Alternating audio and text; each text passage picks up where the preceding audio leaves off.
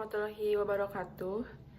Perkenalkan, nama saya Dilastri Saraswati dari kelas reguler A dengan NIM 3300210033 akan memaparkan tentang materi perasuransian untuk memenuhi salah satu tugas dari mata kuliah Hukum Asuransi yang diampu oleh Bapak Muhammad Amin Effendi, SHMH. Baik, langsung saja dimulai dari pengertian asuransi. Pengertian asuransi sebagaimana tercantum di dalam buku ke-1 bab 9 pasal 246 Kitab Undang-Undang Hukum Dagang atau KUHD adalah sebagai berikut. Asuransi atau pertanggungan adalah suatu perjanjian di mana seorang penanggung mengikatkan diri kepada seorang tertanggung dengan menerima suatu premi untuk memberikan penggantian kepadanya karena suatu kerugian, kerusakan atau kehilangan keuntungan yang diharapkan yang mungkin terjadi karena atau peristiwa yang tidak tertentu.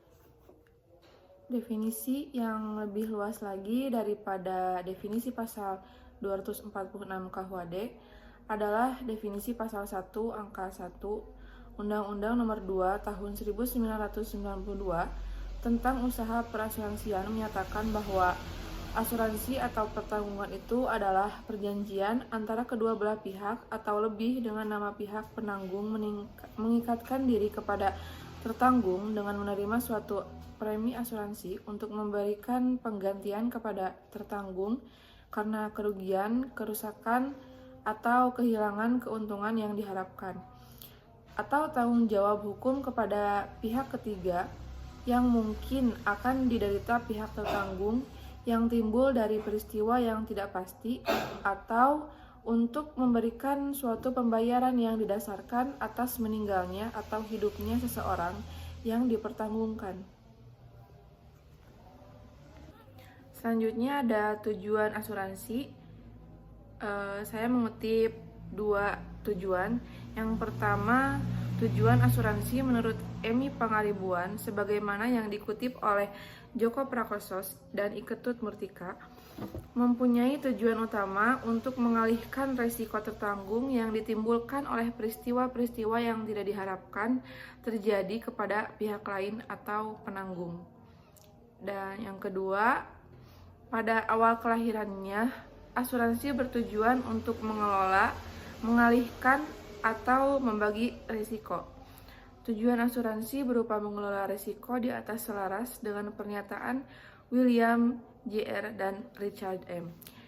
Haynes sebagaimana yang dikutip oleh Man Suparman yang menyatakan bahwa asuransi merupakan sarana utama untuk mengelola risiko dalam perkembangannya. Tujuan tersebut kemudian dibagi menjadi tujuan yang bersifat sosial dan ekonomi.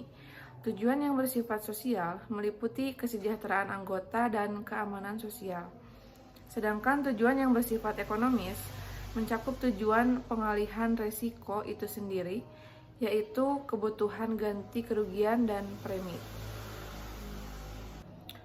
Lalu selanjutnya ada premi, polis, nilai pertanggungan, dan klaim. Yang pertama ada premi. Premi adalah uang yang ditetapkan oleh perusahaan asuransi untuk dibayarkan berdasarkan undang-undang untuk memperoleh asuransi.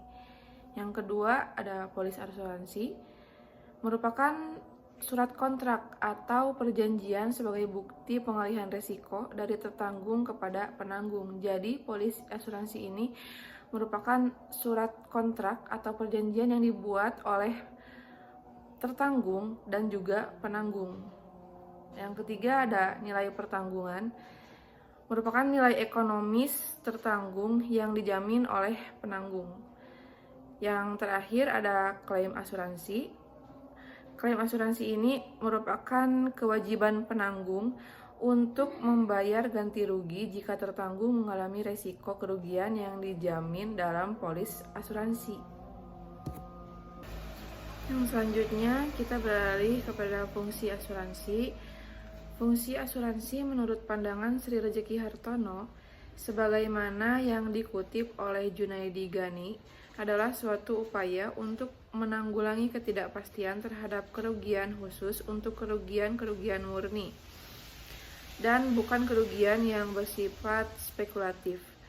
Asuransi dapat dipahami sebagai bentuk pengendalian risiko, namun dalam sudut pandang lain, asuransi memiliki fungsi yang diklasifikasikan ke dalam beberapa fungsi, yaitu fungsi utama dan fungsi tambahan.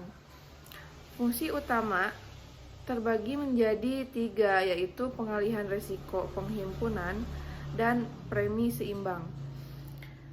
Fungsi tambahan meliputi ekspor terselubung, perangsang pertumbuhan ekonomi, sarana tabungan investasi dana, dan invisible earnings, dan sarana pencegah dan pengendalian kerugian. Perjanjian asuransi adalah perjanjian timbal balik. Kewajiban penanggung mengganti rugi diharapkan sesuai dengan kewajiban tertanggung membayar premi. Kerugian yang diderita adalah sebagai dari peristiwa yang tertentu di mana diadakannya pertanggungan agar tidak merasa dirugikan oleh perusahaan asuransi.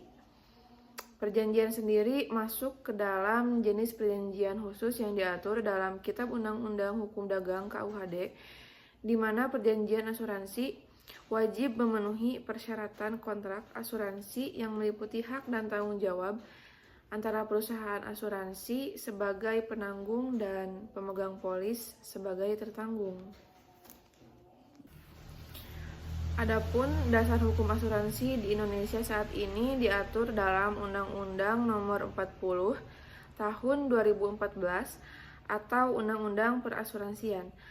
Undang-undang ini menggantikan Undang-Undang Nomor 2 Tahun 1992 tentang usaha perasuransian. Yang selanjutnya ada asuransi jiwa. Asuransi jiwa adalah salah satu jenis asuransi dengan memberikan sejumlah uang pertanggungan terhadap meninggalnya pihak tertanggung kepada salah satu anggota keluarga atau orang yang berhak menerimanya sesuai dengan ketentuan dalam polis asuransi.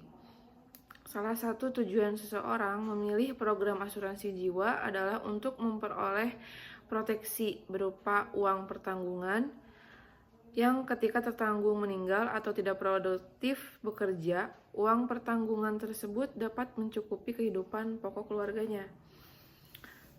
Dalam kalkulasi perhitungannya, jika seseorang tertanggung membayar premi tunggal sekali bayar, maka premi tunggal yang harus dibayarkan dalam jumlah yang besar. Dalam masalah ini, seseorang tertanggung yang memiliki penghasilan yang berkecukupan tidak mampu membayar premi tunggal tersebut, sehingga solusi yang dapat ditawarkan adalah pembayaran premi yang dilakukan secara berkala dengan nilai yang tetap dan terjangkau bagi seorang tertanggung dengan penghasilan berkecukupan. Nah, asuransi jiwa ini tentunya memiliki beberapa manfaat. Di antaranya, manfaat yang dibayarkan oleh asuransi jiwa seumur hidup dapat menjadi bagian dari warisan yang ditinggalkan orang tersebut kepada ahli waris. Ini dapat membantu meningkatkan nilai harta yang diteruskan kepada generasi berikutnya, memberikan keberlanjutan dalam mendukung kebutuhan dan aspirasi keluarga. Asuransi ini terbagi menjadi 2. Yang pertama asuransi umum dan yang kedua asuransi jiwa. Dan terdapat perbedaan di antara keduanya. Di antaranya asuransi umum ini lebih fokus pada melindungi harta benda seperti properti dan bisnis. Biasanya ditentukan berdasarkan resiko yang terkait dengan aset yang diasuransikan. Yang kedua asuransi jiwa. Asuransi jiwa ini lebih berfokus pada melindungi individu dan keluarganya dari risiko kesehatan dan keuangan. Lalu, apakah polis asuransi jiwa ini bisa dicairkan?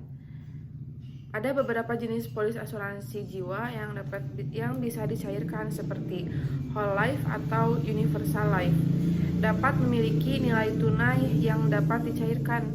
Dalam polis ini, sebagian dari premi yang dibayarkan oleh pemegang polis digunakan untuk investasi dan dapat menghasilkan nilai tunai yang dapat diakses oleh pemegang polis selama masa hidupnya. Baik, mungkin itu saja yang dapat saya sampaikan mengenai materi dari hukum asuransi ini. Semoga bisa bermanfaat untuk kalian semua yang mendengarkan dan semoga dapat dipahami dengan jelas. Terima kasih. Wassalamualaikum warahmatullahi wabarakatuh.